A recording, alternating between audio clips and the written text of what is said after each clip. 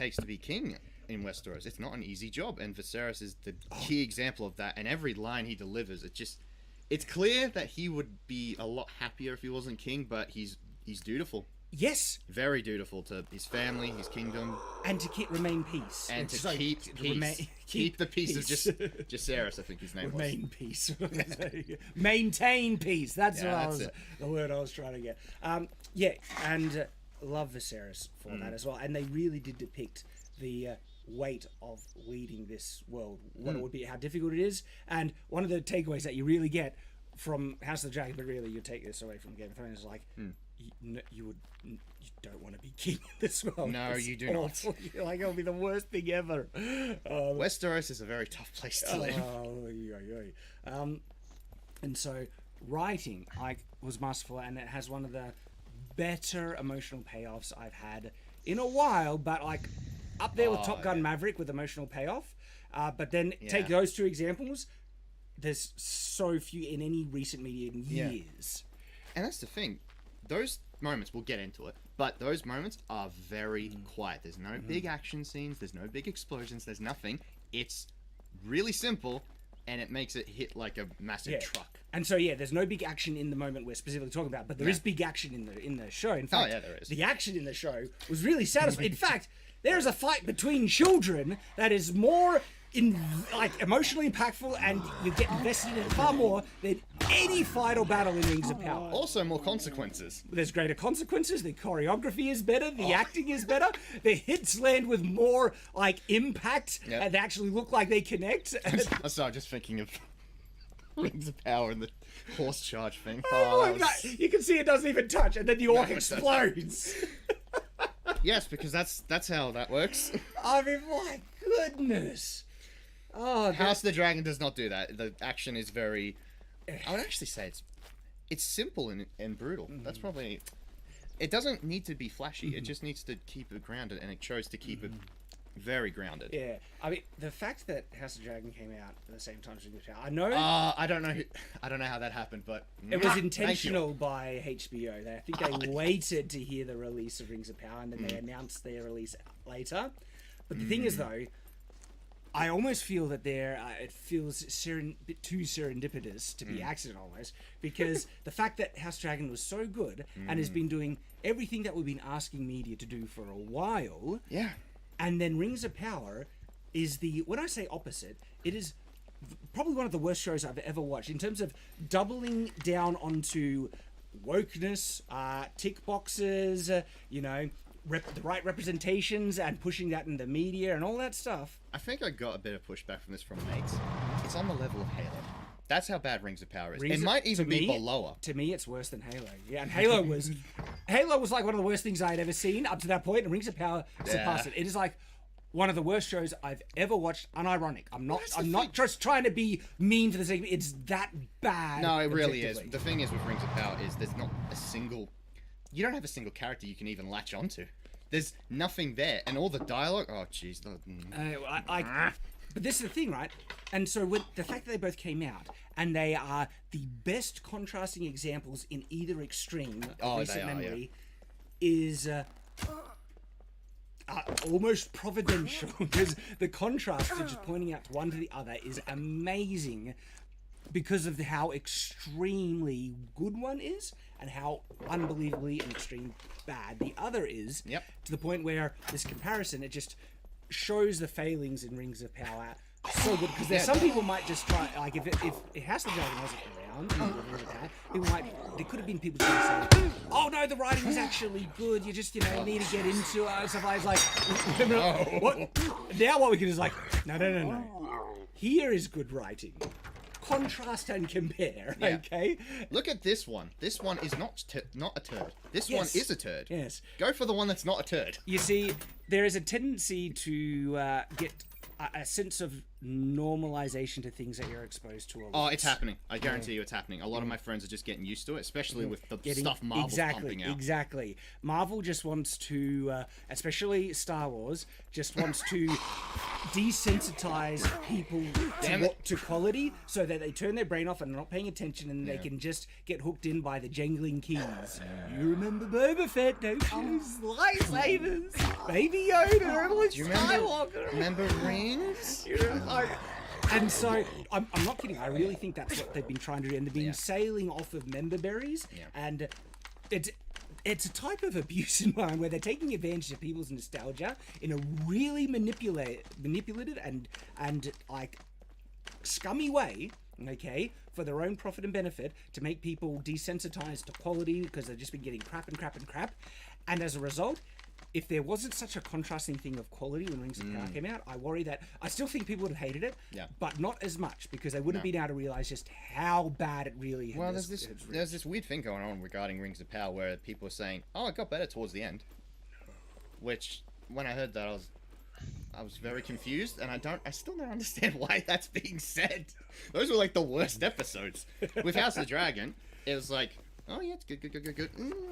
Bump, and then good again. So it peaked at episode 8 by far for me. Oh, sure. Yeah, episode 8 was phenomenal. Honestly, you could have ended on episode 8. I would have been happy. I would be happy too.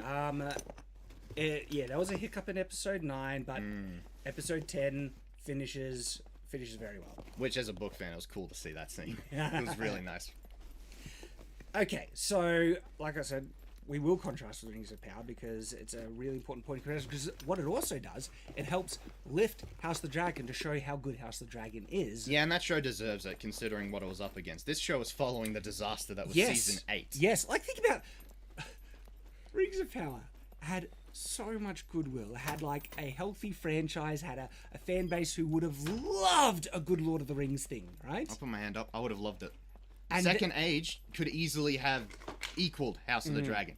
It would easily, but they just didn't. They chose the identity politics route. They chose intersectionalism. They chose all that. Exactly. The marketing instantly revealed their agenda and bias. And then when the first trailer came out, it was everyone realized from the get-go, and I love the Tolkien fan base. They didn't let them get away. But the thing is, though, it is true. They did have goodwill because there was such a healthy franchise that they were trying to build off of, and they just not only ruined it, they actually cracked on the fan base, calling them, well, if you have a problem with this casting, because one of the big warning signs for everyone was the casting, okay, is like, hey, hang on. There's no black dwarves described in Lord of the Rings. We just want it true to the source material. You're racist, and so they started attacking a avidly engaged and enthusiastic fan base. You friggin' morons. Now, well done, by the way. I'm glad that worked out for you. Yeah. How's that going? You getting those ratings? The thing is, unfortunately, House of the Dragons kind of did that to a little bit because there was a house, a family that were traditionally white, now recast as black. It was the Valerians. Yeah, they did do that. That was an odd one, but at least, all right, it was a race swap. Yeah, but they still made it. They made it work. They made it work, and this is the thing, right? When Rings of Power came out, if you look at our reviews, at not one point, not a single time, and I know because I don't judge a show based on this, right? Did we say bad show because it has the wrong casting? We judged it on its merits. And Deezer actually was one of the more likable characters until the end, where they managed to ruin her as well. I don't know how they did that. Every character that they could have made likable, they just became terrible. It's incredible. And so, but that's the same standard we do with House of the Dragon. It came out, and turns out that the guy who was cast in the role, he did the role really well, and there was a really important role he's playing in the story, and no one blinked, and just like no one actually blinked with the new, people cast in Rings of Power, we judge it on its merits. Yep. But the thing is, okay, so House of Dragon, right? There was a comparison we're talking about where, because Rings of Power had this healthy fan base, House of the Dragon had a very uphill battle. Not only did they have a massively jaded and disenfranchised people are openly up in arms against it coming out. Okay. I was even one of them. I was like, just go away. Yes. Don't bother. You squandered your great chance. You could have had a healthy franchise going forward, but HBO let Dan and Dave destroy everything, so that was. But I gotta give it to HBO. Well- Whatever they did. Well, this is the thing, because okay, so they had the jaded fan base, Yeah. lesser interest in it, and all that because of all their disappointment with how Game of Thrones ended. Then there were some poor marketing choices. Yes. I don't think they Yes. attacked the fans nearly as much as Rings of Power did, and they didn't make such a huge thing of it. But there was horrible marketing. Yeah, it still feels like it was standard for like this day and age of entertainment. You don't give it a pass though. Of course not. Of course not. But you're right, it is standard. But that standard is dog crap and Yes. needs to die. Okay. It'd be nice if it did. Yeah. But I still think we got a long road ahead. Light is it? Because hey, new media is rising.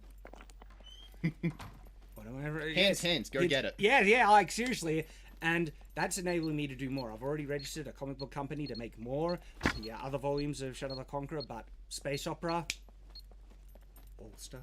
Think about it. More on that later. And even more. The better that this campaign goes, the more I can do because House of Dragons is refreshing. It's a good step. Quenching of thirst in a drought, but the drought is still there, people. Oh, yeah. And so, all right, if they're gonna ruin it, we will build something new from the ashes of the old regime, and it's already starting, and good things are on the horizon. And so, House of Dragon, yeah, there was that poor marketing, everything, uphill battle, and yet they made something good, and they showed that you can overcome some big things set against you with the jaded fantasy and everything with pure quality. Yep. Okay. That's all it takes, I mean, Amazon, you're not gonna do it, but you could have the same thing. Well, they need. I don't. It's so weird, right?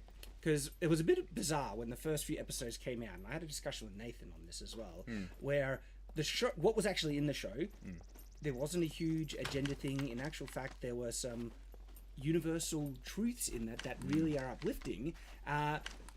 And one other thing, I'm getting sidetracked, but this is important. Oh yeah. Drinker pointed out in his season review that they showed something really great in regards to their heroic nature of women, and it's their sacrifices, the sacrifice that they undergo through childbirth. It's funny, House of Dragon really just brought up just how little we really see of that, because that is a big deal. It is a big deal, especially for back then. I mean, and so I'm a father. I've got 5 children, and tell you what, when you're there, even with the birth of your first child, and then understand the amount of respect that I now have for what women go through in childbirth is next level. It's I'm amazed, and this is the great battlefield that most women for the vast majority of history have faced it bravely, and have come out victorious again, and sometimes sacrificed their lives in the process, which is heartbreaking. But so many women and mothers are willing to do that for the love of their children, love of their family, also love of their husbands. It's all associated with that. And this show actually did tremendous respect to that. It did. Even just in the first episode, it did it. It really did, okay? And they there were commentaries trying to hijack of course that there thing. were. And we have a dedicated video pushing back against that, where it was like a man taking away a woman's right to choose, bull crap he did. Bull crap. The circumstances of that scene were nowhere near what they were trying to... Some people were trying to say If they wanted to push that message, they should have taken when she's in the bath out, because the bath scene is completely discredits whatever they were saying. Exactly. We don't want to get to spoilers. We'll get there. We'll get there. So the show depicts women really well, actually, both in the good and the bad. Okay, because women are, they're neither better nor worse than men. But they're humans. But they are different to men, and they have different challenges that they need to face. That is uniquely, that is unique to women. Yeah. And childbirth is one of those things, and they if you want to show women truly kicking ass and taking on something that is tremendously difficult and painful and stuff, you don't need to give them a sword, right? No, you don't. Okay, because there's something that women have done for all of human history that is astounding and deserves great respect. More so than they even get. And shows incredible strength. Yeah. Okay, and this show did that. The show, I acknowledge the show, and I'm makes me like it even more. That was wonderful, and that was intentional.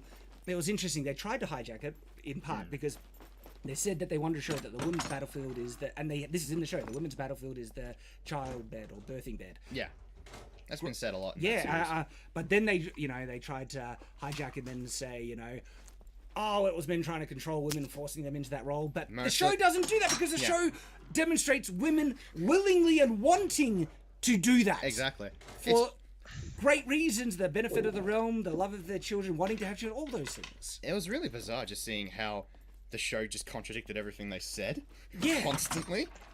Especially like in the after episode things, which they really should stop doing those. It makes them look really silly. Yeah. And again, if they're trying to say that there's this woke agenda in the show, one of the kind of big pushes with feminism is that motherhood is something to be avoided. Do a career. You're empowered with your career, and motherhood takes away, your freedoms and chains you to the kitchen. Is a kind of talking place. This show shows multiple women wanting to be mothers. Oh yeah. So. And actually being good mothers at times as well. And also bad mothers. And bad mothers. Sometimes really bad mothers. There are such good complexities where there are great characters, there are characters that are both good and bad, there are characters that are really dynamic. Damon is so dynamic, he is a wild card in every scene. He really is. And so, looking at the main things to praise in this show, we have talking a lot about the writing, we've talked about the sets, we've talked about acting, we've talked about overall arcs, and there's such great emotional payoffs. Man, so this show is like an 8 or a 9 out of 10 for me. I have almost a division where I need to separate my ratings between how much I like it and how much I feel I'm is feeling the same objective thing. My enjoyment of the show is like a 9 out of 10. Objectively, there are some things that there's a big hiccup in one of the episodes and there's some errors here and there, which make me think about a good solid 8 out of 10, which is a very generous score still. What's your kind of view on it? Just trying to think, because I would probably go the same as you with the two different ratings. It's definitely probably a high 9 for my enjoyment of it, because I was not expecting to like it as much as I did, and I wasn't expecting it to get as much out of it as I did. But what I think overall in quality is probably be safe at an 8 as well. Yeah, because there are, like you said, certain hiccups that just bring it down. Yeah, just a little bit. There's a big one in episode 9, which is so like. I would actually argue there are 2. Yeah. Yeah, there are 2 ones. All right. Spoilers now, and we'll talk about some specifics. This is your warning, and now we're getting spoilers. What is the other one? I think Kingmaker, Kristen Cole's moment. That's because that's the moment where the council is pretty much hard set now against turning on Rhaenyra. Yep. And I think for a character. So which action? Which action? When he kills Beesbury. Oh, by accident. Yeah. Which I found a bit bit too contrived. Yeah, that was like. I mean, it's not as bad as the other one, but I can see why they did it. They were really trying to soften Alicent's depiction to not make her come off as a full tyrant, and so they wanted to give her like plausible deniability. Where in the books, I've been told she was written more like, "We're taking the throne, baby." Yeah, she was. And so. This isn't an excuse because I do think the execution was poor. I see why they tried to go that way, but there were better ways that they could have done it. It just makes me worried for the future of Kristen Cole because he's supposed to have Tywin moments in the future. Yeah. I won't go of course not. Yeah. But it does. He's got to have that hardline moment eventually, and I thought it should have been this one, but they decided to go a different route, which I found a bit. Yeah, and there are those moments, and so I still do have a couple of questions that the show does this interesting thing where it doesn't explain everything, and for the vast majority, it's to its credit. Oh yeah, where the context of why things are happening is very easy to intuit by the given scene. Again, very much to the show's credit, but then there are sometimes moments in which I think a little bit more explanation would have served well. Yeah, it would have. So, because at the moment, I still don't know what led to Cole killing the Knight of the Kisses, was it? Oh, yeah. Mr. Longmouth. Yes. And all we know is that he received what seemed to be no consequences for it. Yeah, that was weird. I mean, I love that episode. It But was a great episode. But the gap definitely leaves that question in the air because instantly a King's Guard would be thrown out. Like, I was willing to try and justify it more than I probably should have to do, basically, because I criticize shows where to fill in plot holes the audience needs to make up their own headcanon to explain it. And for me to explain why he doesn't get punished and things, I am needing to dive into my own headcanon when the show could have just given me one or two little hints that might have helped about. I don't know. Maybe frame him as like trying to ruin the wedding. All it would have taken is someone to say that whoever the guy's name was again, like Night of Kisses. Night of Kisses. Kissing. He acted in a threatening way to. Yeah, there you go. Yeah. And then he just went too far, but at the same time, it's justified now. That one, but it's not there. I know it's an impactful scene, admittedly, but something could have done. It doesn't ruin the show by because the thing is though, in terms of needing to this is a situation where it's actually not difficult. Right? To jump through hoops and bend over backwards and really reach to find an explanation, which oftentimes in bad shows you do. Luckily, they had set up at that point that he's in good with Queen Alicent, and she clearly sees that he's been spurned, and she can use that. It's a tool that would be very good to make use of, and she does. So it's it just would have helped with just that little bit of explanation. Now, the biggest fail in the show is, of course, Rhaenys's girl power moment, where she killed at least 1,000, if not multiple thousands, of innocent people, which... Stop reminding me of Season 8! It was exactly a Season 8 and they didn't set it up or justify it. And this is where trying to justify it with a very independent, this is such a massive problem. This huge stupid moment is a failure in the show.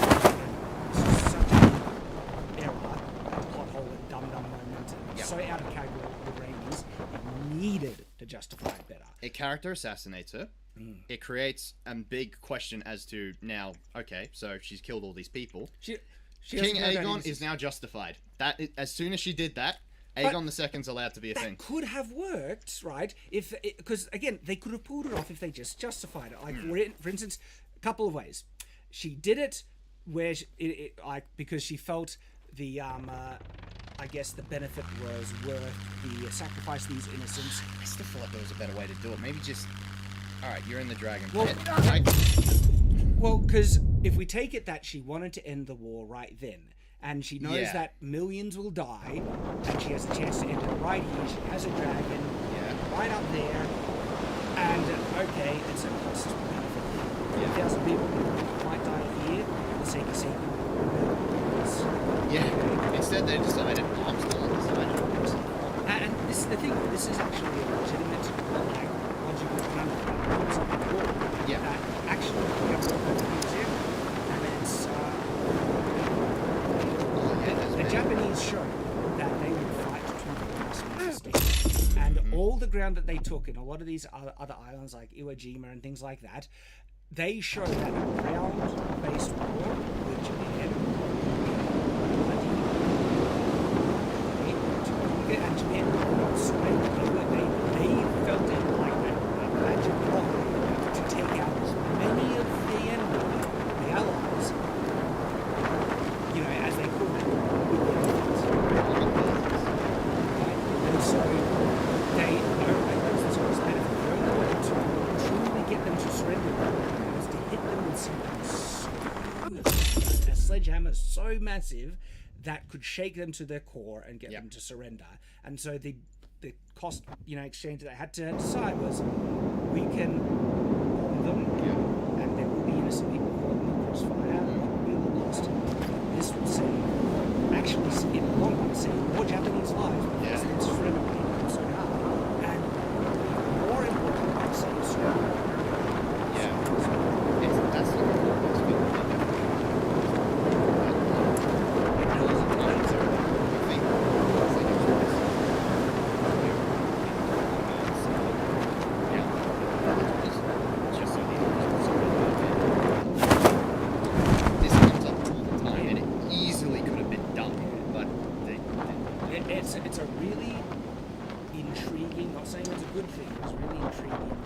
thing, nature of war, where sometimes greater acts of violence might need to be done to prevent even greater violence of a larger scale down the track. Yeah, and this is perfectly in line with the universe that George has set up. I mean, that's the whole point of the Red Wedding. Yeah, and so all they needed to do was have Rhaenys commit to trying to wipe out the Greens, and have the Greens, as soon as they see the dragon pop up, try and escape. Or, here's another idea I saw from a comment, have Aegon's dragon sunfire come in.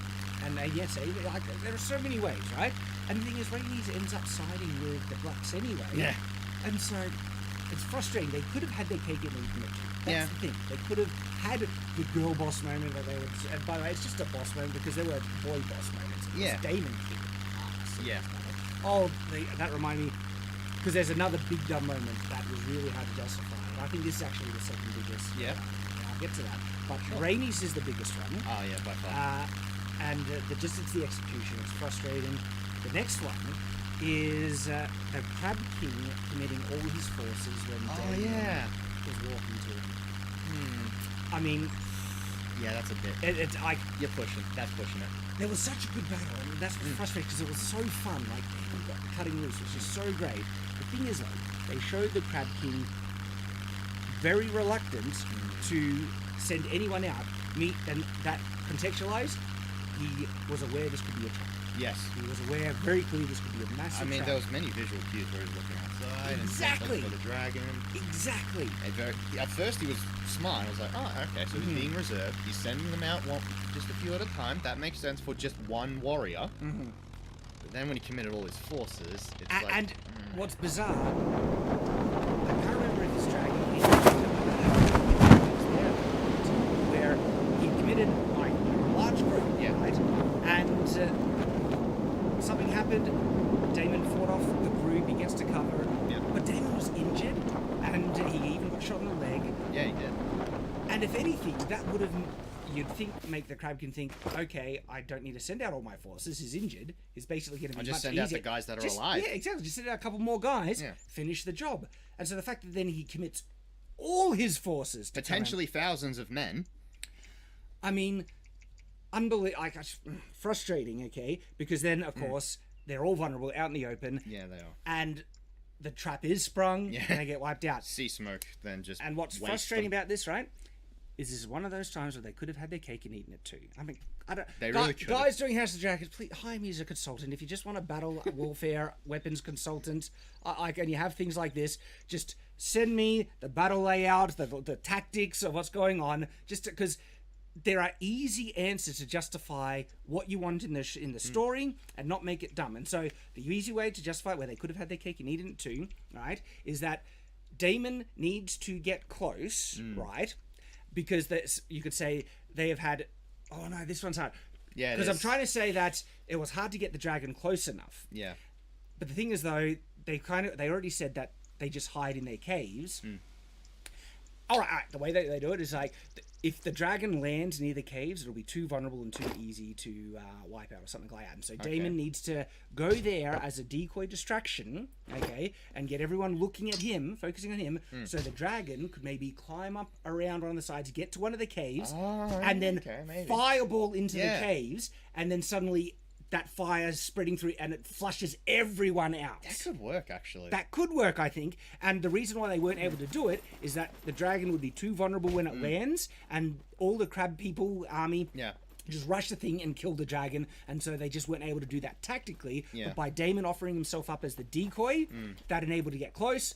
Fire flushes them out of the caves, trap is sprung. And then you get your battle. And there. Cake, eat, enjoy. Yeah, unfortunately we didn't get that. Okay, and what's frustrating is for me, I don't know, I'm immersed in the medieval stuff, the tactics stuff, and all that stuff, and so it doesn't take me too much thought to figure out an answer. I think that's the problem with a lot of media that tries to dive into battles and medieval stuff. They want these great big battles, but they don't necessarily factor in locations and how much that affects any outcome of any battle. Yeah. So... Because I was just wondering, why wouldn't they just even send men in the caves? Like, just send a whole battalion. Okay, so the kind of tactics they seem to set up is one, going in things like that reduces their, if they had a larger force, it reduces that advantage completely because of bottlenecks yeah, I and suppose. everything. And so all they need to do is have a couple of guys with spears and shields, and they could hold them off for ages. And that happened in real world battles, like Yeah, that's a good point. the Battle of Stirling Bridge. Yeah. Okay, where they were able to funnel the larger English force onto a bottleneck, the bridge, the Stirling Bridge, and as a result, they were able to win that battle because their numbers advantage was restricted because of the train. And I think that's what they were kind of going with the caves. Yeah. Well, yeah. I suppose the cave idea is it's good, but yeah, they definitely need a better way to flush them out. Yeah, that would have. One thing that didn't make sense is they felt like that Damon's force would run out of supplies before the guys in the caves, but it's a siege. Technically, it should have been set up that it seemed like the guys in the caves would have a harder time supplying themselves without. Weren't they funded by like the Triarchy? They didn't. They were, but that's all they needed a line just by like that. It's like someone say supplies, there are some type of hidden entrances to these caves that we can't find, and the Triarchy supplying them. They can stay there forever. Yeah. Problem solved. Yeah. And so, just a simple line like that would solve that potential pothole. Yeah, that's and the you thing. could have with this show, a couple of throwaway lines fix a lot of problems. Another show. Yeah. Less lines. Just cut the lines completely and you solve them. Just cut the scene. Yes, cut the scene. Cut the episode. Actually, cancel the show. Yes. Do that. So yeah, these are some of the bigger criticisms, but they are only like blips on the radar for overall fairly masterful. And with show. the crab feeder one, at least it still helps Damon overall as a character, and does you get that trade-off. It build up Damon is such a badass moment for him, and the fact it had such character work, and he didn't say a single line. No, he didn't, and that was a big surprise to see because it's really good when a badass character is actually just allowed to show it and do their thing. 'Cause that's the magic of the filmic medium. You can do so much with so little said, and even just him starting out with just reading the letters, going, oh, okay, yeah, that's all right. And then he's like, oh, there's that one part, he's sending me help. No, you're gonna steal my glory. I love that so much. I mean, the context of that scene was masterful. Oh, yeah. It just they just stumbled a bit on the execution because it revealed so much about Dalen's views in relationship to Viserys, his own strengths and weaknesses, his pride. So good. It all builds Daemon up and leads to another really great and impactful moment later in the best episode of the show. Episode, and that's we're in the spoilers now. Yeah, it's when Viserys takes the throne for the last time. Oh, that was a special moment. One of the better emotional scenes I've seen in cinema. It's up there with the best. With some of the payoffs in Top Gun Maverick, it's up there. That scene was a 10 out of 10 scene. By every moment there. Just everyone's reactions when he comes in, the absolute shock, just how music's fun. I'm a big fan of music. But not only that, it moved to something greater. So there's entertainment, and then there is something that uplifts and inspires you. And that's when entertainment moves on to something greater, something actually special, something that inspires us to be better. And that's that to me, that is entertainment at its height. It's the magic of storytelling. Exactly. It's what has inspired so many people. Like, storytelling, when it's good, it has real power. It does. Just look at, for instance, here's an example in history. Alexander the Great was inspired by genuinely, and that can lead to real world change. And this is why here at Night's Watch we wage the metaphorical crusade, because guess what? People with nefarious, goals know this as well. And they know if they can corrupt the culture through the stories that we tell each other, they can then start to corrupt the world. Yep. And we've been seeing it so much. And what I love about House of the Dragons, this actually has the thing that will push against such agendas, where this shows one of the greatest acts of masculine strength. Yeah, it does. You see in media and it's an old man walking across the room to sit in a chair, but that was one of the greater displays of strength, determination, but also duty, fatherhood. There you go, yeah, being a great father. I mean, it was incredible. Like you would want all fathers to learn from that example. You would. And you would be a better father as a result. And having stronger and better fathers in the world make a stronger, better world, better culture. And if you have a show that has this, that inspires people to be better like that, suddenly this is greater than mere entertainment. This is inspirational, uplifting, and it now earns my love, respect. Yeah. Like, I will always remember Viserys, this arc in House of the Dragon, as something special. And when my kids are old enough for the mature elements, maybe I'll try and get a thing that cuts out all the nudity and that. I would love to have them see the example of Viserys the Peaceful. What a great title. Yeah, it was very fitting to give him that. Because I'm not sure that he even gets that title in any of the books. Maybe he does, but I think he actually gets it. But even if it was... It's great to have it in the show. That's before I even heard that they gave him that title in episode 9, if anyone asked me what would be the best title for Viserys, I probably would have picked that. Oh, yeah. And I love... This is actually... why I love this so much. There are so many shows, and we actually have a recent example here, where they have a character that the writers want the audience to feel a certain way about it, but they lack the competence to be able to reflect that character in that way. Yeah. So they have other characters in the scene, in the show, it's just say the quality, like, for instance, with Captain Marvel, where they had Monica Rambeau sit down, it's like, you're so funny, you're so wonderful, everyone loves you, and she's been the most awful cow. It'd be great to see that, you know? Exactly. How about you show us? They don't that's... show these character traits. They need characters to tell us, like, oh, they're really like this, when they're not like that at all. No, they're not. If anything, they're the opposite. It's like, oh, so you're supposed to be funny. I hate you. I mean...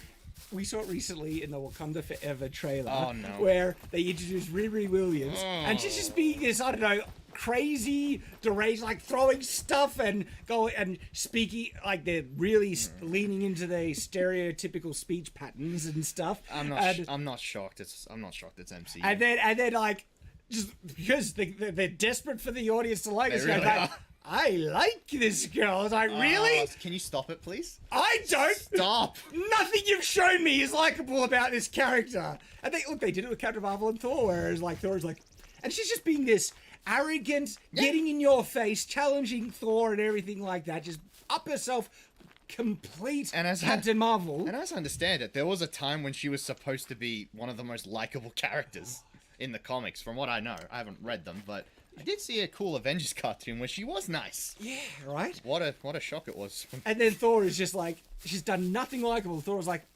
I like this one. And what? Is being likable in the MCU just being arrogant and up yourself and challenging people, you know? The answer to that question is yes. Seems Times like 11. They're strong female characters is basically being a female dog. Honestly, I would take a dozen Rhaenyras, Alicents. Not so much Rhaenys, but... For the first bit, Rhaenys. I'd rather take all of those, because they are actually strong female characters. They really Especially, Rhaenyra gets some really tough moments that she has to go through. And I think the 10th episode really endeared me to her a lot more. Yeah. Like, seriously, episode 8... 8 and 10. 8 and 10 really make me like Rhaenyra a lot. And she went through a character arc. She changed did. and became more mature. I loved that. But going back to the point I was saying about... poor writers don't know how to write likable characters, and usually, why? Is that the writers are usually awful, and then they model these characters after not only themselves, but their friends and everything. Like we saw with She-Hulk. Yeah. She-Hulk was just a reflection of the writers through and through. That was just, they are so insecure that they needed to write an entire show that had a character reflecting their own lives to validate their own lives because they're so miserable and unhappy. You see, my life is great. It's great. It's great. Fantastic. Isn't it great? I'm so happy. I'm dying inside.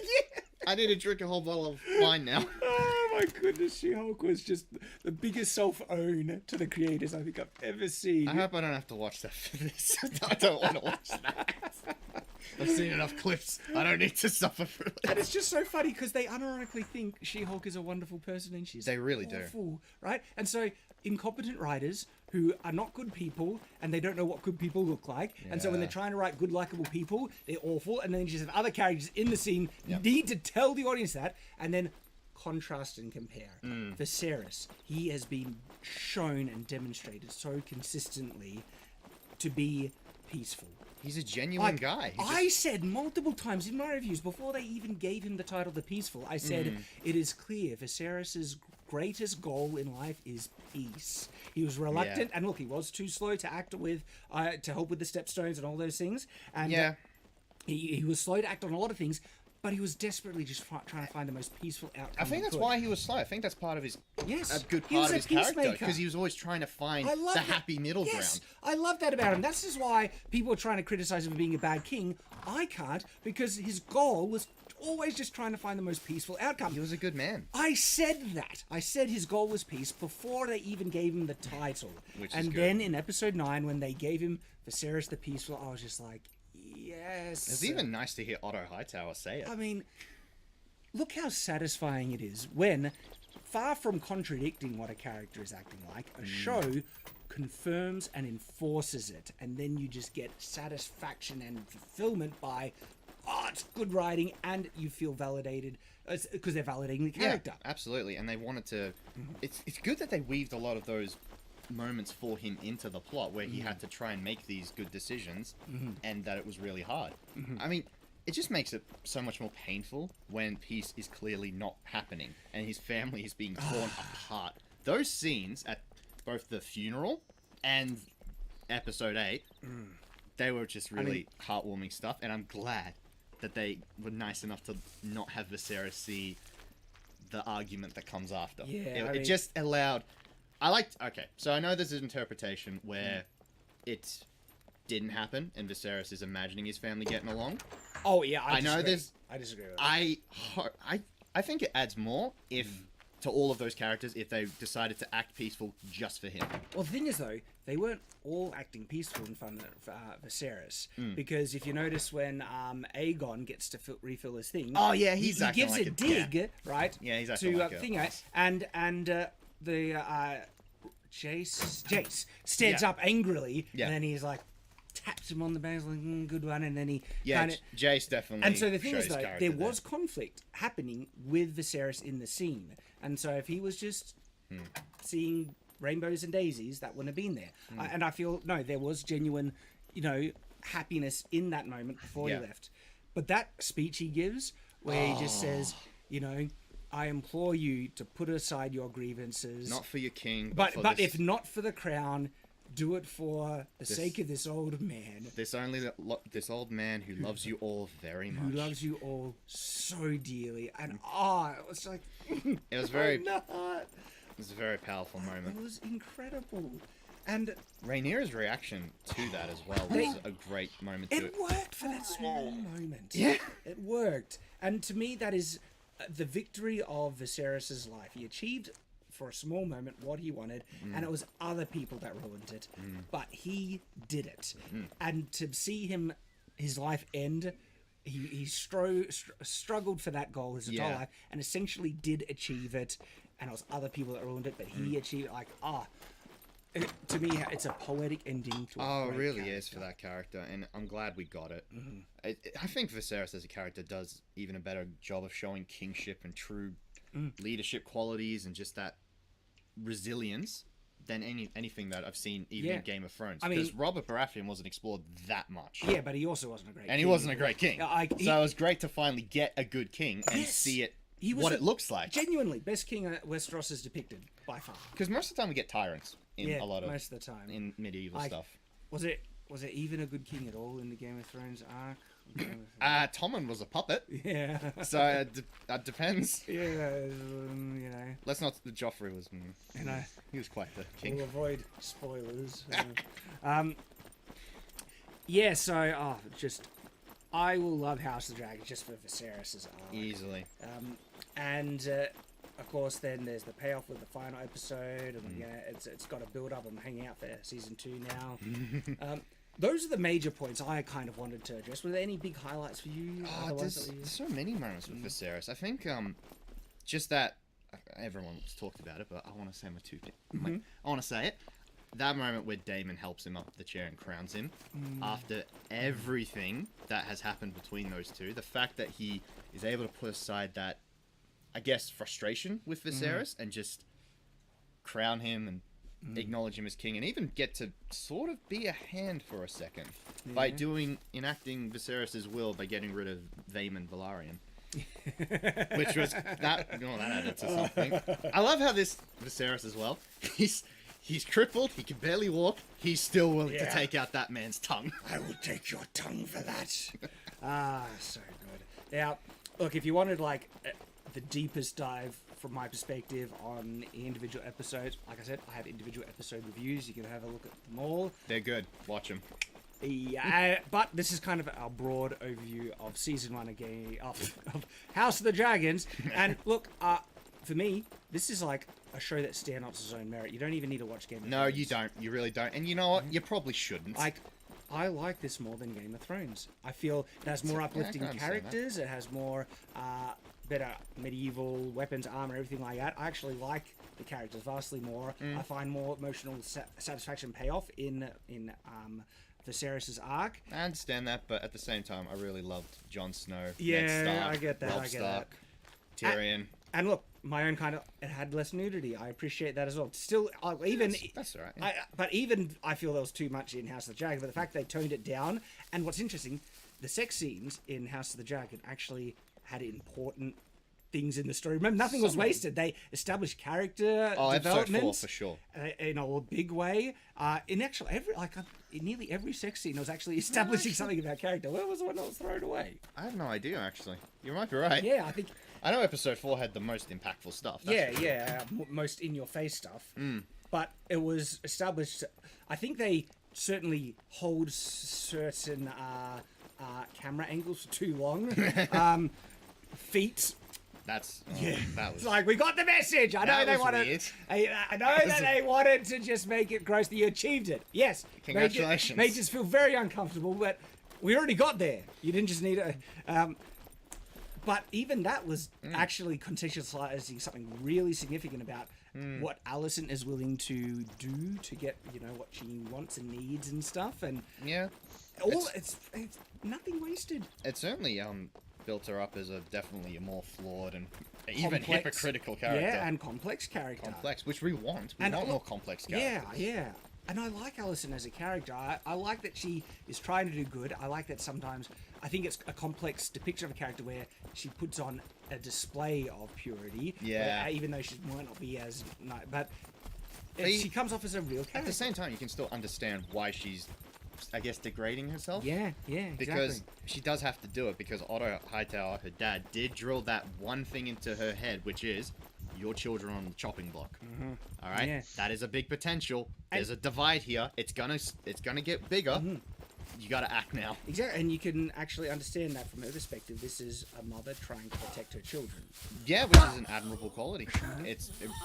A lot of these characters, they have their dark sides, but they really do have these good parts of them that makes me feel bad for them. I feel bad for Alicent and where she is, especially when you see the show as a whole, where she started, just this innocent, pretty normal girl, and then turned into what she eventually became, which is sad. And you can kind of...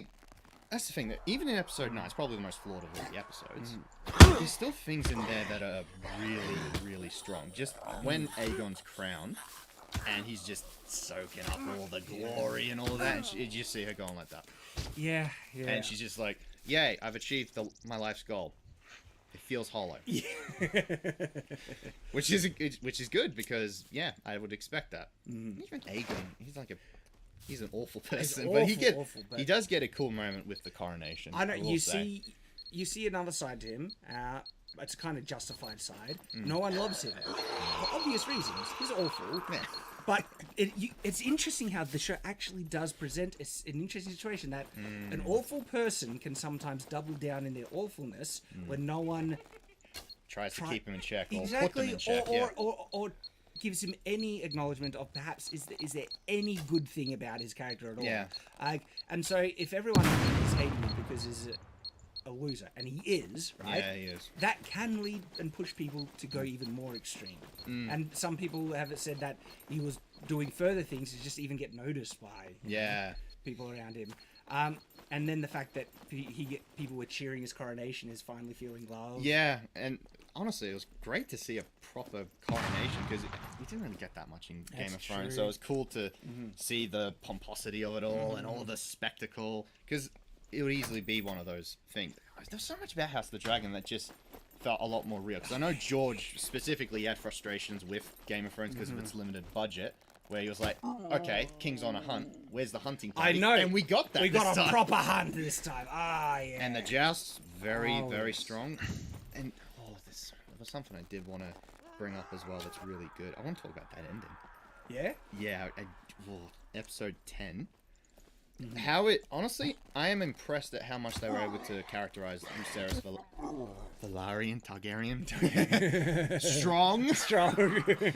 They did a great job with Lucerys. Incredible. And he's a good character. He's got his flaws. He wants to do well. He's unsure of himself. And I do like, even before what happens, he does start getting a bit of confidence with even just being before Lord Baratheon actually delivering the message, holding his composure, even though, well, good old Uncle Aemon's there, and he's very threatening, which, that's a book thing, where he got the sapphire in the eye. Thank you. I would have liked to have seen Euron's blood eye. Game of Thrones. So it's good that they finally had a character that has something lore accurate. Good. Just little things like that, they really help. Now, I do have some criticism of episode 10 about how justified was it for sending her to. But overall, like I said, I really like the episode. Some of the criticisms were answered in my review, where the exchange between the dragons that leads to the chomp, I wasn't sold on, but upon second viewing. What was it you weren't exactly sold on with that? So, because I've got something I'm a little shaky on as well with it. It was the dragon attacking the big guy. And so at first I thought I would never do that because and why would it turn and try and face welcome back, Apocalypse. just chomp it and kill it when it What are you doing?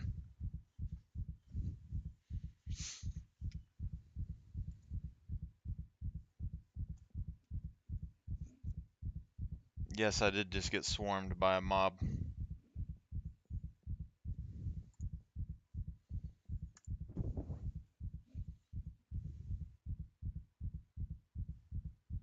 Nice.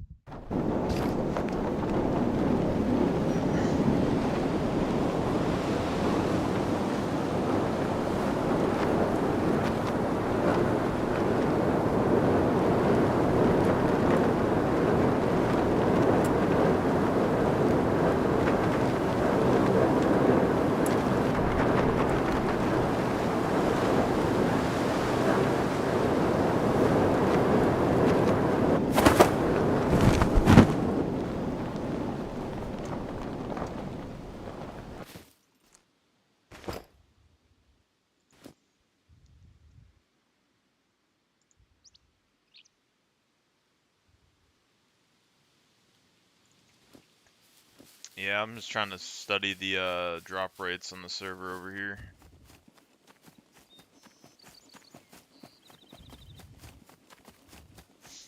The city was still spawning a decent amount of alcohol, from what I saw, and a decent amount of food. And then I found 2 hunting stores. There was some ammo and a compound bow in one, so I think that's still fine. But I need to check out D4.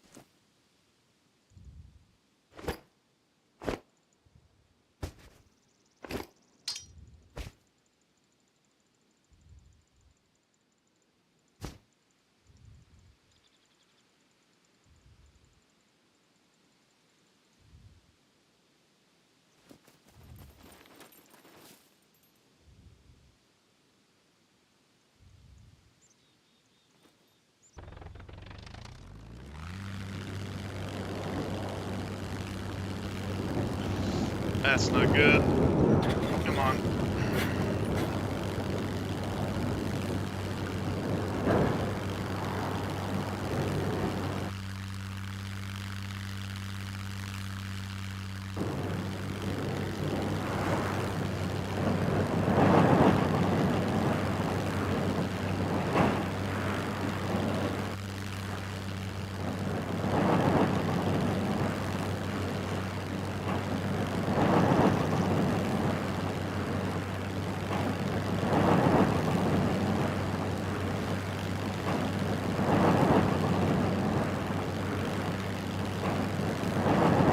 I'm guessing that city's gonna go like right there.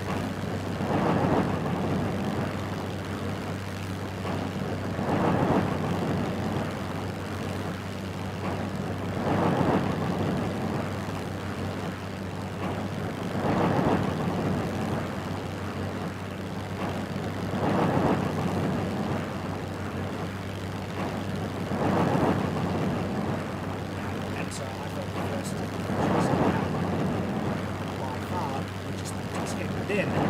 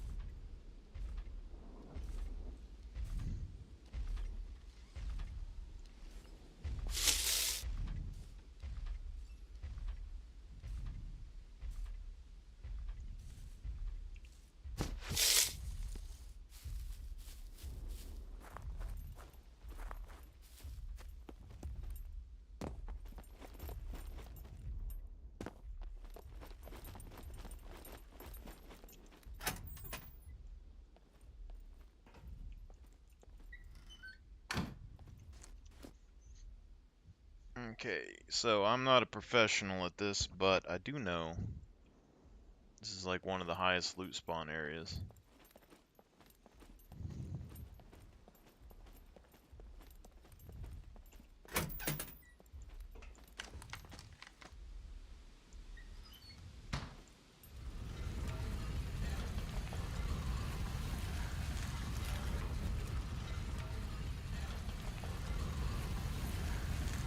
What is that? What?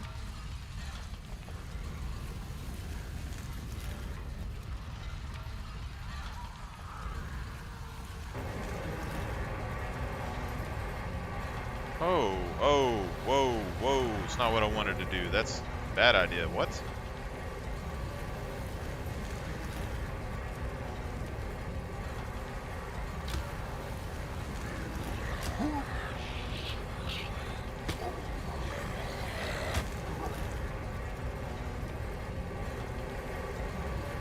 Why is that a thing?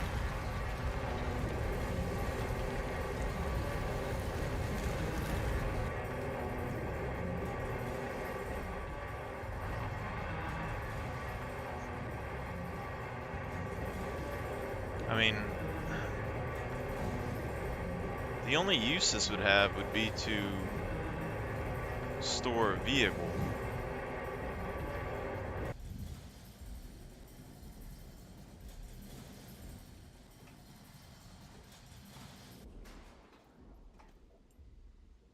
Unless you just want to completely make... I guess you could open it before you went in, so if someone tried to open this door, they could get shot in the back, but... I mean, you could pull a vehicle in here, that's the only thing I can figure, but there's no way you're getting a vehicle past those mechs.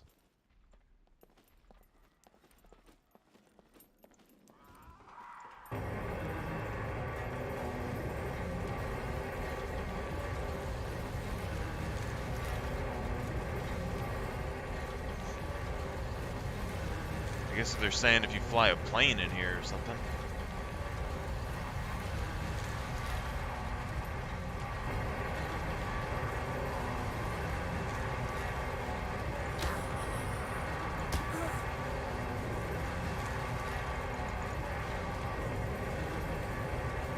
It's cool though.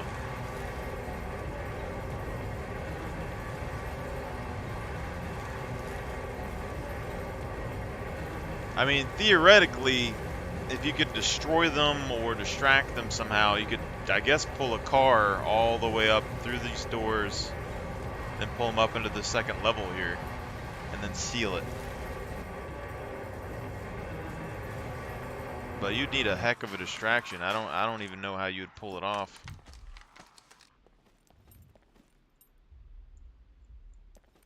You'd have to drive the vehicle this way and then around this corner, perhaps? Or just go directly through here. Heck of a way to store one if you had one, though.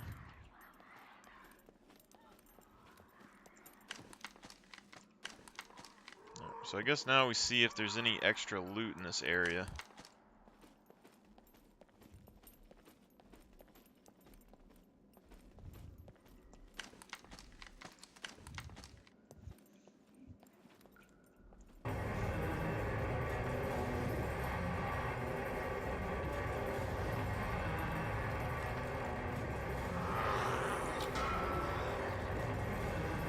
That could have been the worst thing I could have did right there, to be honest.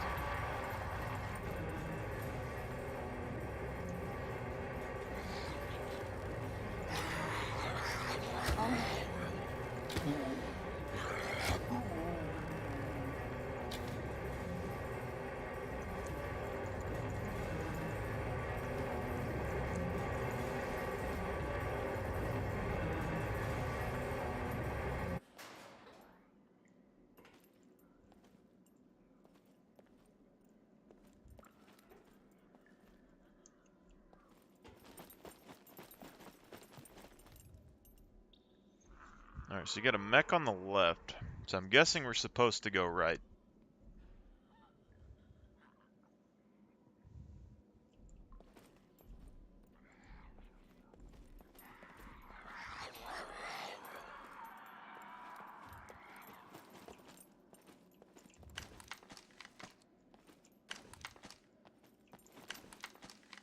so all these are on pallets.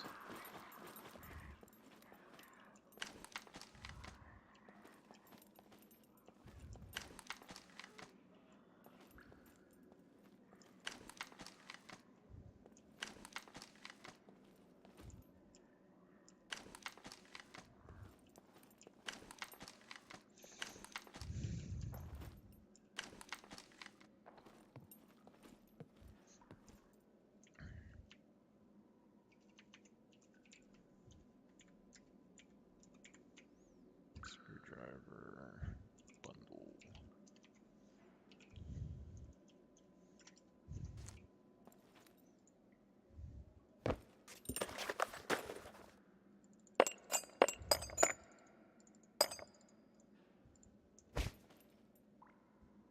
My wife. Yeah.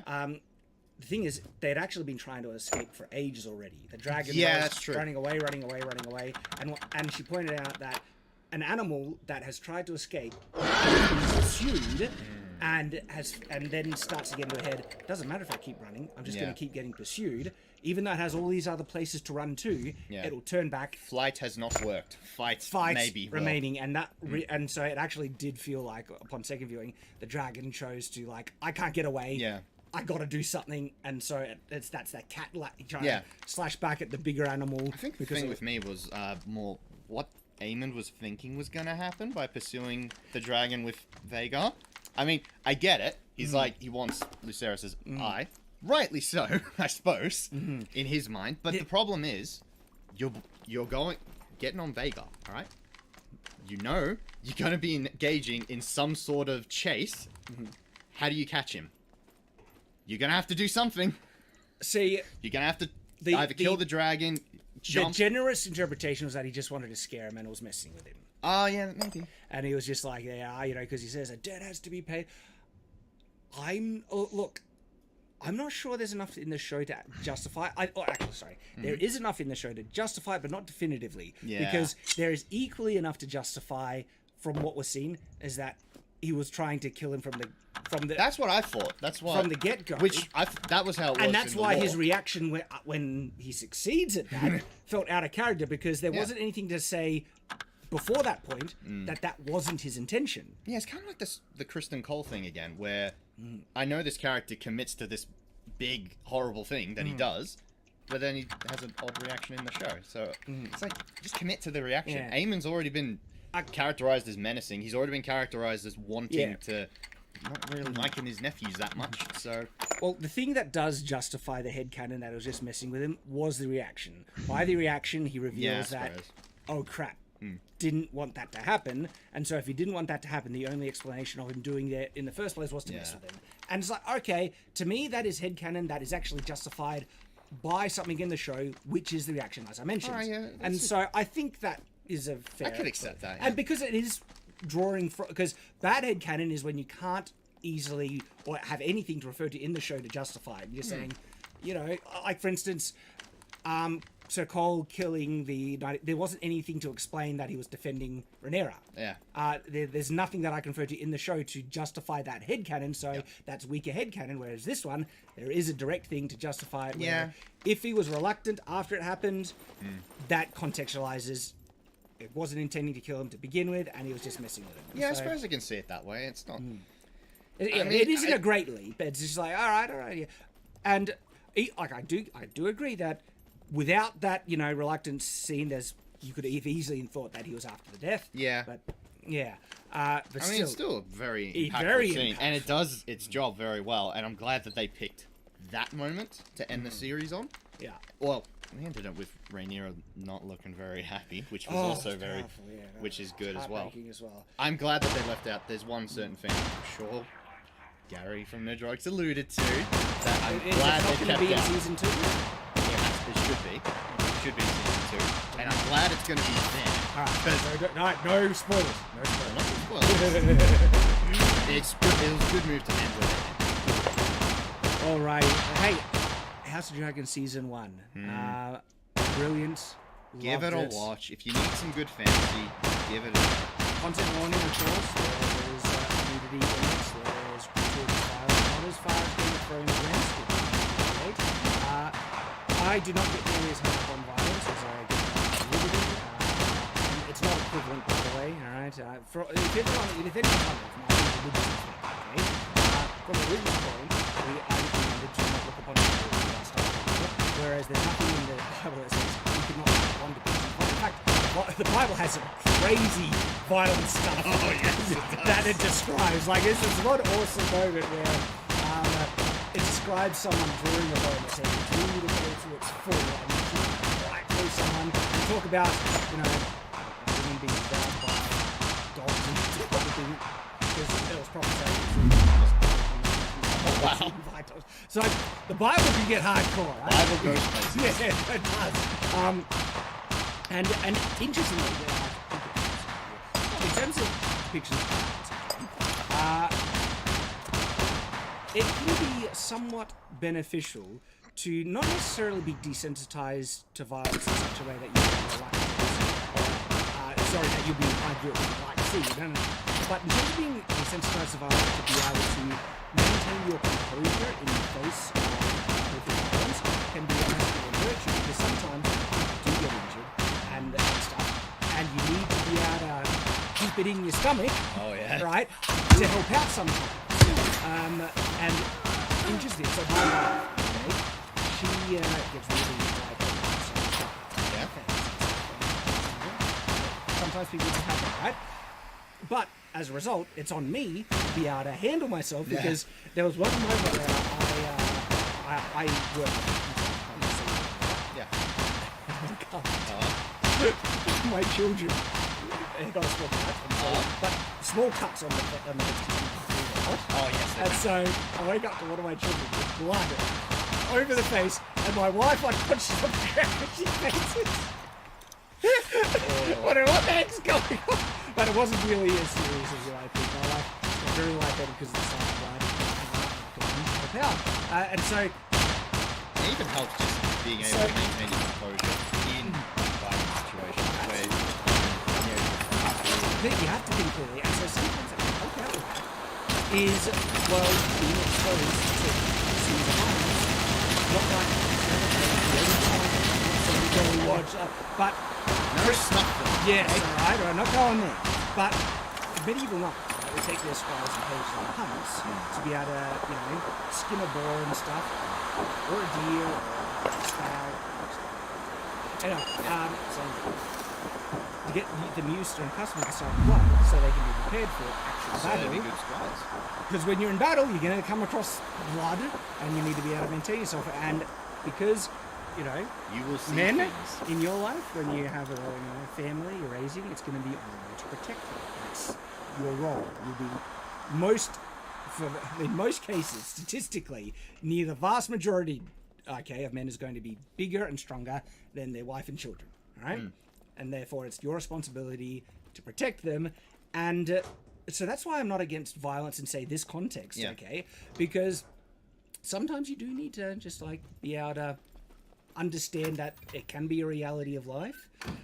It's something that's always going to be around that could be around the corner, so you should know. And for instance, in other times, I think it's actually appropriate to depict things as realistically graphic as it would be, like Saving Private Ryan. Oh, that's an effective scene. That's an effective. But the thing is, one that shows how horrifying war really is. And I'm so glad they didn't pull any punches with that, because that's what it can be like. And so that's appropriately graphically violent, and I think it's a virtue of the film that it was willing to go there. Sort of the same thing with it's kind of why I respect George's universe, because doing the violent stuff the way he does it, it can just make you really be thankful for what you have, and that you're not in that situation, and you can just be like, wow, so that's what they went through, and just appreciate the sacrifices that veterans or anyone that has fought for others make. It's really important to do that, I think, at times.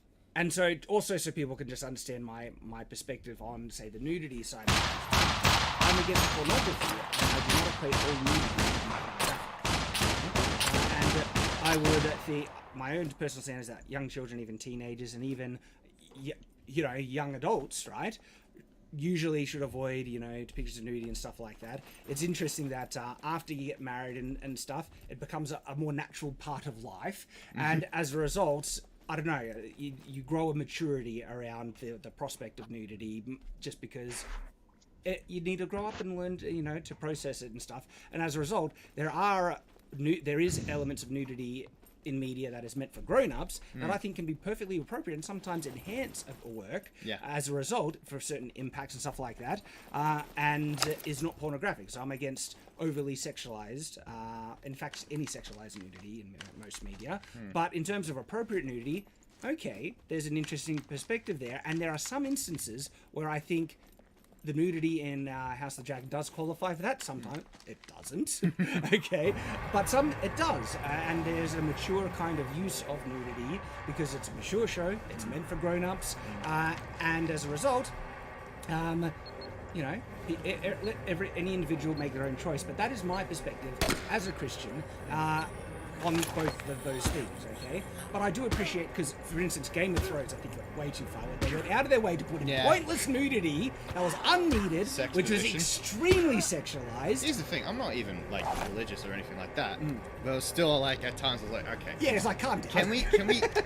Can we get on to the cool characters and why I'm here? Yeah, to me, there were elements of Game of Thrones that was explicitly pornographic, whereas House of the Dragons, I would say, vastly less so. If I'm trying to think it's because these writers have more confidence in themselves and the material. Well, that was one of my criticisms of Game of Thrones. I felt like the whole sex position thing was actually a reflection of their lack of confidence in their own source material. That was D&D in a nutshell. I think it's reflected more than just what we're saying here, because if they were confident in the source material, they would have used and been more true to it in the later seasons and stuff. And George has look, George is George. George is George. I've read his work. I'll just say that. It's a bit uncomfortable. Yeah, granted. But still, there were certain scenes that the scene would have sailed on the dialogue and exposition alone. And they said that, exposition is boring, so we need something to keep people watching. We'll throw in boobs. It's like... Yeah, they did it with Littlefinger a lot. And lazy. They did it a lot with Littlefinger, and Littlefinger did not need that. It was easily... Yeah, he was in a brothel, so they justified sort of, but... Again, he's had many opportunities. He's a master manipulator. So many pointless things. So I did not appreciate that again. I know, look, I'm probably, one of the few. I think a lot of people like that about Game of Thrones, and probably a lot of our own audience does. But that's my personal take on it. And in terms of reflection on Game of Thrones, this is one of the reasons why I think... my reflection on House of Dragons, and this is one of the reasons why I think House of Dragons is a superior work. Well, it gives you... Well, House of the Dragon allows for more characters to shine through, more dialogue, more world building, which is stuff we want to see. Exactly. So, yeah. Exactly. Alrighty, there we go, guys. That is our season overview of House of the Dragon, and Marcus, it's great to have you with us. It's great to be here. I'm looking forward to many more of these. Me too. Looking forward to seeing you there, and until then, stay on watch.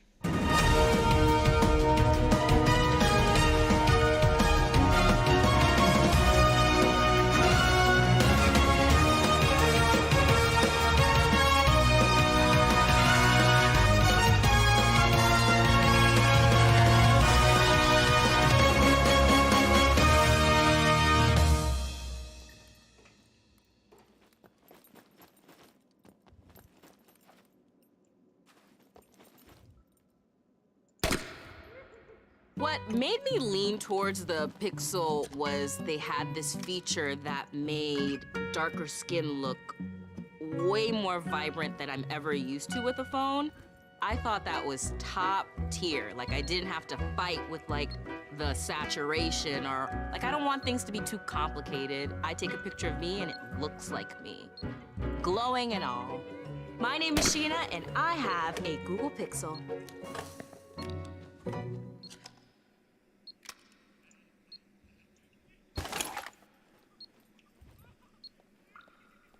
Hi, this is a Alt-Shift-X live stream to talk about the season finale of House of the Dragon, Episode 10, The Black Queen. We're going to talk all about the episode, we're going to answer your questions, we are not going to spoil future episodes. And after this live stream, there's going to be a shorter explained video later on. What did you think of the episode? What did you think of the season finale? The previous episode focused on the Greens, on Alicent's family, as they crowned Aegon as king. And this episode focuses on Rhaenyra's family, as Rhaenyra is crowned queen, setting up the big conflict between these two sides for the Iron Throne. And we had our first royal casualty in this war. We had the death of Rhaenyra's son, Lucerys Velaryon, and his dragon Arax, killed by the monstrous Vhagar and Aemond Targaryen. And it included a very surprising change from the books here. Because here in the show, Aemond didn't mean to kill Arax and Lucerys. Vhagar just did it. Like, Aemond was not fully in control of his dragon. And Aemond was like, oh no, oops, I killed the prince. This is really bad. But he didn't, like, mean to do it. That's an interesting change. We also had Rhaenyra giving birth to a stillborn baby. A daughter named Visenya, in the books at least. And that was sad. That was tragic. Rhaenyra lost a lot this episode. And when she finds out about the death of her son at the end of this episode, she gives us a classic Targaryen vengeful look. Is it just me, or does that look just like Daenerys in season 8, when Daenerys lost Missandei? And Daenerys had this moment of being like, okay, I'm a villain now. We got some very similar looks from Daenerys in Game of Thrones. So it is ominous. It is ominous to see a similar look from Rhaenyra. What's gonna follow from her? We also had, the return of the Sea Snake, Corlys Velaryon, the Lord of Driftmark. There was a whole succession crisis fought in Corlys's absence recently. It was thought that Corlys might die of a fever after a wound he took, but Corlys is back, and we had a nice scene with Rhaenys and Corlys talking about his ambitions and their political attitude. And Corlys was saying that, you know what, you're right, you're correct. Like, I have been too determined to get thrown. I've been too power hungry. That has gotten a bunch of our family killed. So let's just chill. Let's just retire to high tide and be with our grandchildren and just chill. But then Rhaenys was like, no, you idiot. Like, it's too late. Like, there's a war now, and Rhaenyra is the best hope at some kind of peace and justice. And the best way to protect our grandchildren at this point is to participate in this war, you idiot, is kind of what Rhaenys says. She's nicer about it. So that was interesting. And we had Rhaenyra's coronation, her sort of impromptu coronation. I thought it was a really nice contrast how in the previous episode, when the Greens were crowning Aegon, it was like this huge event that they had planned, and they did all this conniving and running around and lying and cheating and stealing in order to get Aegon to the coronation, and they have the huge crowd, and they have the septon, and they have the sword, and they have all the things, and it's all sort of fake and corrupt last episode.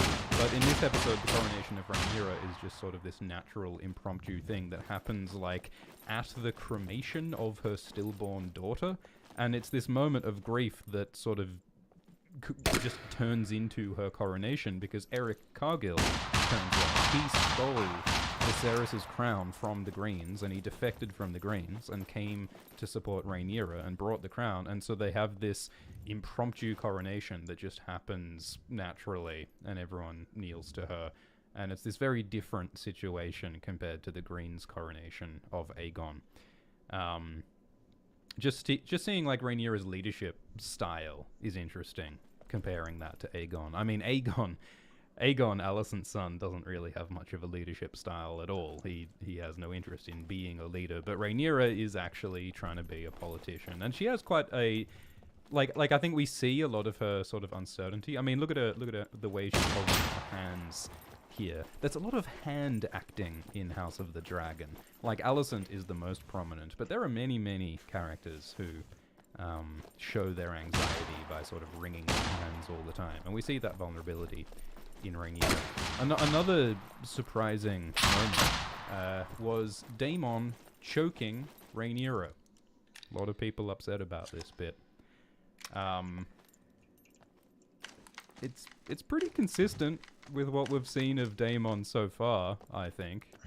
Daemon has always been a violent person. Daemon killed his previous wife with a rock, Rhea Royce. Daemon, I mean, in the first episode, Daemon, like, assaults all of those common people and takes great joy in mutilating these random peasants who supposedly are criminals. Daemon, takes great joy in war. Daemon, like, beat that messenger really badly, this innocent messenger, just because he didn't like the message. Like, whenever Daemon is upset, whenever he feels insecure, he hurts people, innocent people, and in this episode, that includes Rhaenyra. So, Daemon's not a good person. Daemon's horrible. Daemon's violent and cruel, and it's going to be really difficult for Rhaenyra dealing with him. In this episode, Daemon is really keen for war. Daemon is very keen to go fly the dragons and rally the soldiers and shed some blood to take the throne. Partly, I think that's like his grief and anger over the death of Viserys and, anger at the injustice of Alicent and Aegon taking the throne. I mean, it's funny that Daemon's immediate reaction when he finds out that Aegon has taken the throne, he says, "That whore of a queen murdered my brother and stole his throne." And it's not true that, Alicent didn't murder Viserys, but that's the first thing Daemon goes to, because he doesn't know how to feel grief, but he does know how to feel anger, and he does know how to do violent vengeance, so that is the emotion that he turns to. Whereas Rhaenyra, the shock and anger of finding out, and the grief of finding out that Viserys is dead and her throne has been stolen, that shock induces a early labor for her and leads to this horrible birth of the stillborn baby and that whole situation. But, she has this totally opposite reaction to Daemon. And while Rhaenyra is, like, screaming through the halls and, like, everyone in the War Council can hear her screaming, Daemon is just ignoring her and focusing on the war that he's trying to start. He ignores his wife in her dangerous labor and focuses on the war that he wants to start.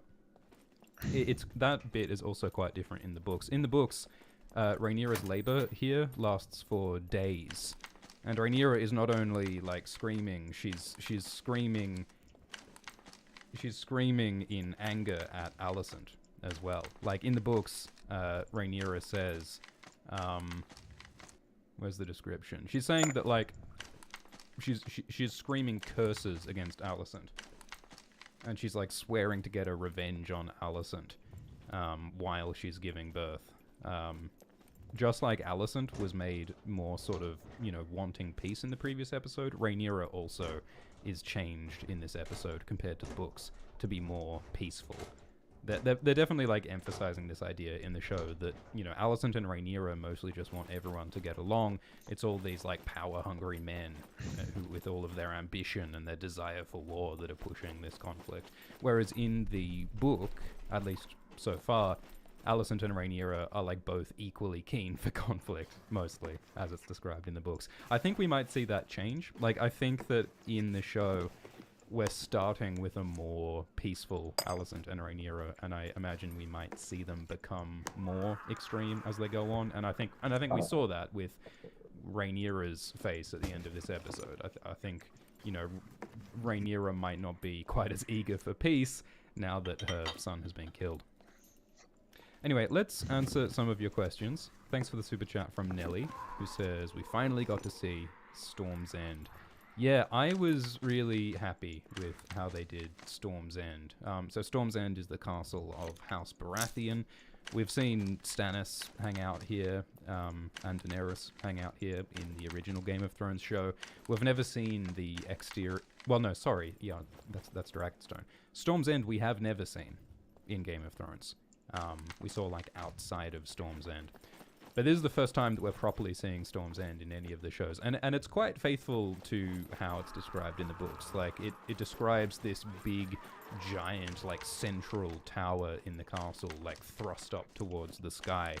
And it's sort of symbolically a big middle finger to God, because Storm's End was built in like, defiance of the storm gods who kept tearing down the castle of the Defiant, Durin Godsgrief. Yeah, Durin Godsgrief kept rebuilding his castles, and so, you know, the fact that his castle is still standing, even after the gods kept trying to tear it down, it's like this act of defiance, and I really like how it looks. They have made it that, like, it's almost on, like, a little island that's just out thrust from the land, surrounded by sea, which is reminiscent of Pike, the Greyjoy castle.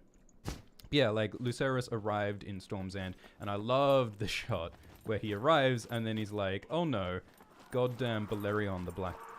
Goddamn Vhagar is there, the largest living dragon. And I think that the terror of that moment was really well captured by Vhagar, like, coming into view with the thunder and the storm clouds. That was very well done. And Lucerys really should have, like, you know, turned 360 degrees and walked out of there. Is what he should have done, but he bravely continued to deliver his message from Rhaenyra, trying to get Lord Baratheon's support, but he finds that Aemond is already there. Aemond and the Greens had the same idea, so they already arrived to say, hey, Boros Baratheon, you should side with us. And the irony of this is that Rhaenyra sent Luke to Storm's End because she thought that Storm's End and Lord Boros Baratheon would be the easy task. She sent her elder son, Jace, to go to the Eyrie and then to Winterfell to try and get the support of the Arryns and the Starks. But then Luke, she was like, well, we'll give you the easy job because Storm's End is nearby and we're pretty sure the Baratheons will support us. It won't be a problem. But they're wrong. Because the thing is, Boromund Baratheon was the previous Lord of Storm's End. This guy. This is Boromund Baratheon, and we saw him in episode 1 saying, hey, Rhaenys Targaryen, you're really cool, because, like, he is the uncle of Rhaenys Targaryen.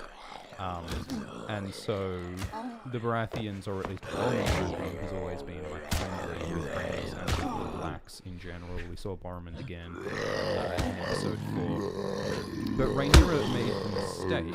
Like, now that Boromund is dead, and his son Boros has taken over, Rhaenyra wrongly assumed that Boros would also be friendly, but Boros is not. In the books, it's partly about gender with Boros. Like, in the books, Boros is like, yeah, well, you know, like, you know, maybe Rhaenyra was supposedly the heir at some point, but Aegon is a son, and, you know, sons are better than daughters, and, you know, the sons are the rightful heirs, so it's partly because Aegon is a son that Boros decides to support him. But also, it's a marriage pact. So, like, they mention it in the episode that Aemond is going to marry one of Boros's daughters. It's a little bit like, you know, Robb promises to marry one of Lord Walder Frey's daughters in Game of Thrones. So Aemond is like, yeah, I'll marry one of your daughters. And in the books, that's like a whole thing. Like, we see some of the daughters in this episode. There's like 4 Baratheon daughters. We see Aemond like talking to one of them, so it looks like this is the daughter that Aemond has chosen to marry. But in the books, it says that Aemond is offered 4 daughters, and he gets to choose which daughter he wants to marry. And Aemond kisses each of Boros Baratheon's daughters in turn, because he wants to try before he buys. There's some even more gross line in the book about, like, he wanted to taste the nectar of each daughter's kiss before he chose which one he wanted to marry. But anyway, like, you know, because Aemond, like, you know, Prince Aemond Targaryen, is offering to marry one of his daughters, that's another reason why Boros decides to side with the Greens instead of with Rhaenyra.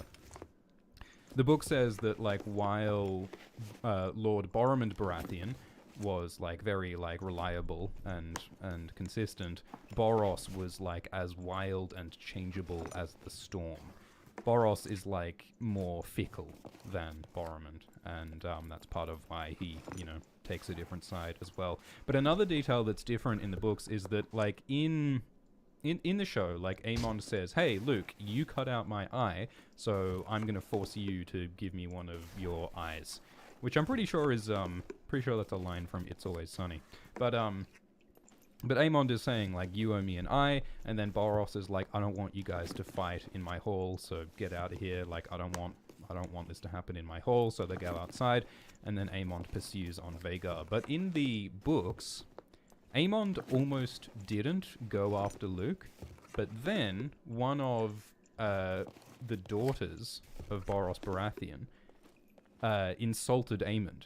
One of Boros's daughters said, "Hey, Aemond, did that kid take one of your eyes, or did he take one of your balls, you wuss?" Like, the daughter calls Aemond a wuss, and so Aemond basically gets, like, bullied and insulted, and because his pride is wounded, he then goes after Luke. So it's interesting that there was, like, there were other people involved in Aemond's decision to go after Luke.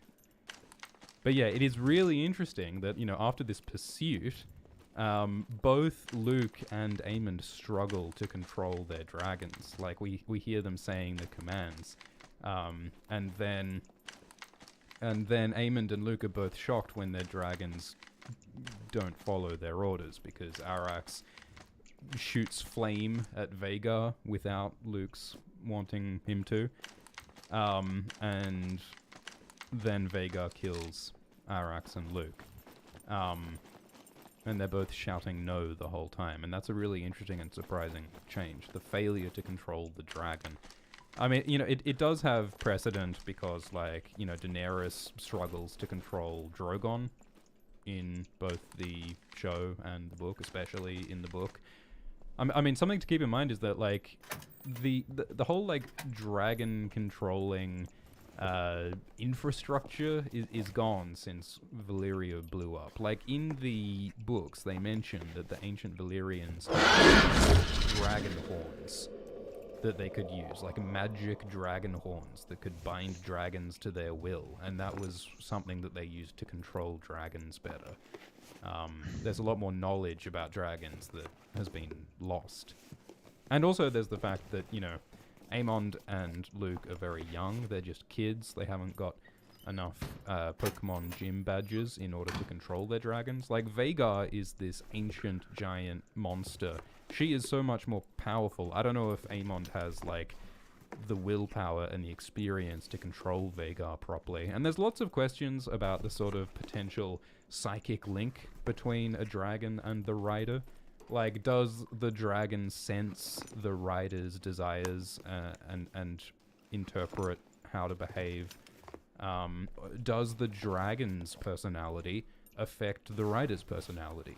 Like, does the warlike, powerful, angry energy of Vhagar affect Aemond's decision-making?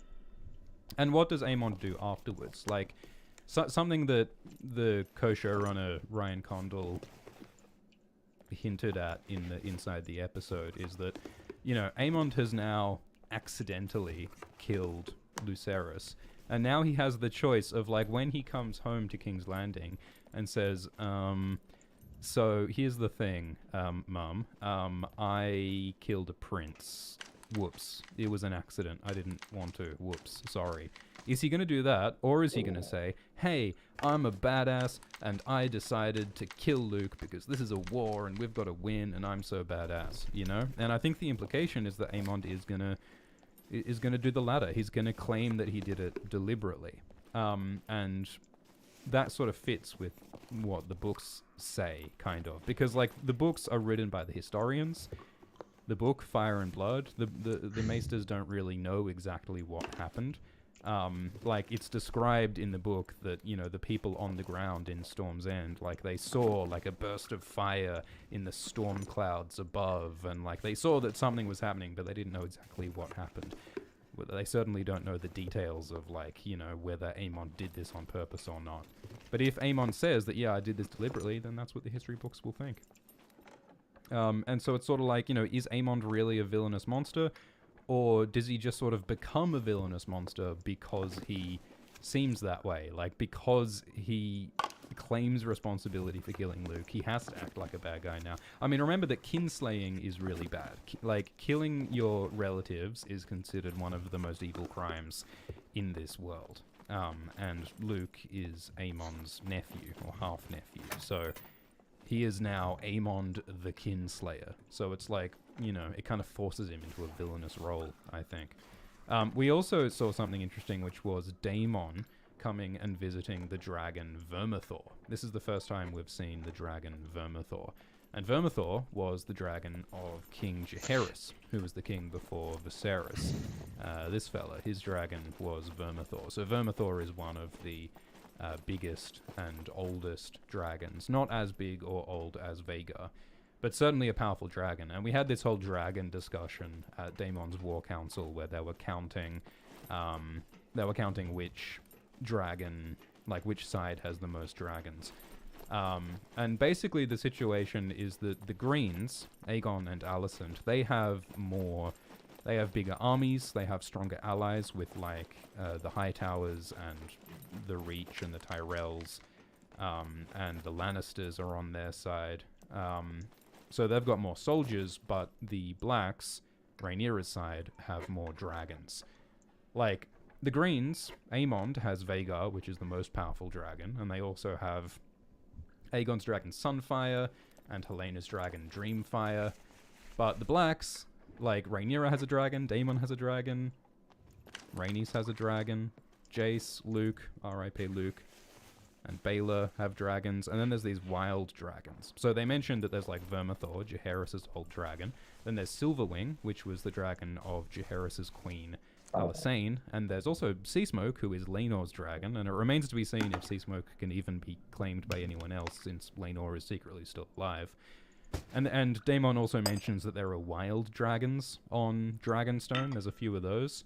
And, you know, there's also, like, you know, the books mention that Aegon and Helena's young children have hatchlings, and there's several other dragons that will appear later. So you know, there's a few dragons, but the point is that the Blacks have more dragons, whereas the Greens have a bigger army. So there's this whole sort of tactical, strategic discussion of how do we leverage this advantage. And we had one of the lords at the council saying, hey, like, let's just use the dragons. Let's go to King's Landing and burn them and defeat the Greens right now. And Daenerys said, well, I don't want to be the queen of ashes and bone. When you use dragons, innocent people die, as we saw in the previous episode with Rhaenys and Meleys. And this mirrors the issues that Daenerys had in Game of Thrones Season 7 and 8, when Daenerys was like, I want to attack King's Landing with dragons, and Tyrion was saying, you probably shouldn't do that, because lots of innocent people will die. So, Rhaenyra is facing a similar issue, and she's trying not to kill too many innocent people. And Daemon also made the point that, like, with dragons, it's really hard for just a human to kill a dragon. Like, you can get lucky with a scorpion bolt or an arrow, but dragons are mostly impervious to, like, most human weapons. The best way to kill a dragon is with another dragon. And so, the Blacks are worried about that. Like the most powerful dragons on Rhaenyra's side, you know, probably Caraxes is probably number one, and then like Syrax and Meleys. But Vhagar is stronger than any of them.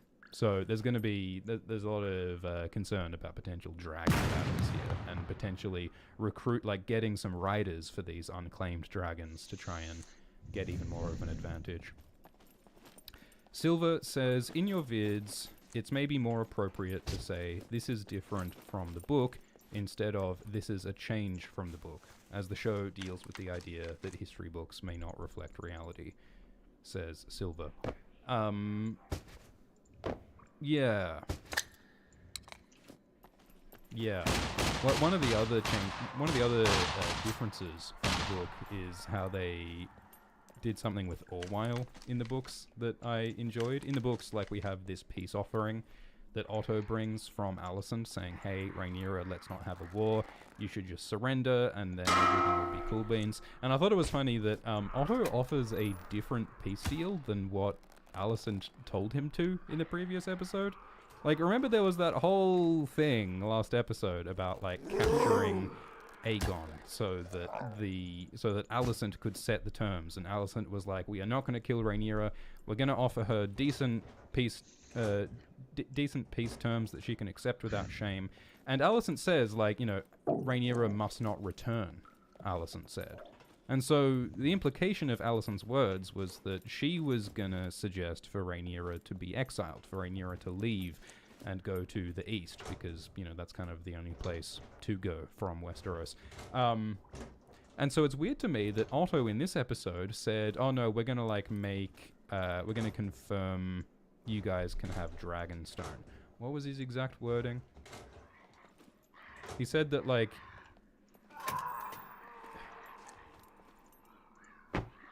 Yeah, he said that your sons with Daemon, Viserys and Aegon, can be given places at court. Lucerys will be the heir to Driftmark. Yeah, your possession of Dragonstone. Yeah, so it's interesting to me that in this episode, Otto said you can stay at Dragonstone, whereas in the previous episode, Alicent was saying Rhaenyra should, like, leave. Is the implication. I don't know, like, given that so much of last episode was about Alicent trying to set the terms of the peace deal, it's weird to me that Otto sort of offers a different peace deal than what Alicent was saying. It seems like Alicent should have come personally. Like, we have Otto give Rhaenyra this page that he tore out of that book about Nymeria. Like, remember previously when Alicent and Rhaenyra were in the Godswood reading that book, and then Rhaenyra tore the page out of the book, and it's sort of this symbol of like, ooh, Rhaenyra is so rebellious, but Alicent gives that page back to Rhaenyra as a way of saying, hey, like, remember when we were friends, when we were kids? Like, let's be friends again, let's make peace. Which is a nice little symbol, but it just makes me think, why didn't Alicent come in person? Like, I guess she's the queen, she's a more, they don't want to risk her or whatever, but since Alicent no longer trusts Otto, like, Alicent said our hearts were never one. Why does Alicent trust Otto to deliver these terms? Why doesn't Alicent just go herself? Why doesn't she just, like, why doesn't she just get Aegon to fly her to Dragonstone on Sunfire, and she and Aegon can present the terms? It's weird to me, Alicent's trust of Otto in this moment. Anyway, thanks for the super chat from Presta, who says, do you see Rhaenyra as being indecisive or passive, like her father Viserys? I mean, she was reluctant to take action at first in this moment. Like, all of the men were saying, let's prepare for war, and Rhaenyra was saying, let's not do anything just yet. I want to, like, suss out the situation. I want to talk to our potential allies. And Rhaenyra definitely was, like, embodying Viserys' legacy in this episode. Like, she was saying that, my job is to keep unity, my job is to keep the peace. And so, yeah, she was definitely consciously, like, vibing Viserys right now. And I wonder if that might change now that Luke is dead and now that Rhaenyra is angry. I think that might possibly change. And, she's wearing Viserys' crown as well, which is like a visual symbol of, like, how she is imitating Viserys, and Viserys' desire for peace. So, we'll see if Rhaenyra manages to keep any kind of peace and unity. Thanks for the donation from Fathers of Daughters, who says, Bradley of House Hines is the love of my life. Thanks, Father. Ethan says, please do more Abridged. That's a show on the Alt-Shrift X YouTube channel. Daniel says, love how the dragons are going to live up to their reputation as fantastical nukes that can't be controlled, no matter how many gym badges one has. Yeah, I mean, the key thing with the dragons is that previously, Viserys said that the idea that we control the dragons is an illusion. And he also suggests that dragons are going to destroy the world, which is not what the books say exactly, but that's an interesting suggestion. But yeah, like Viserys told us in episode 1 that the dragons are hard to control. And I think that's especially true when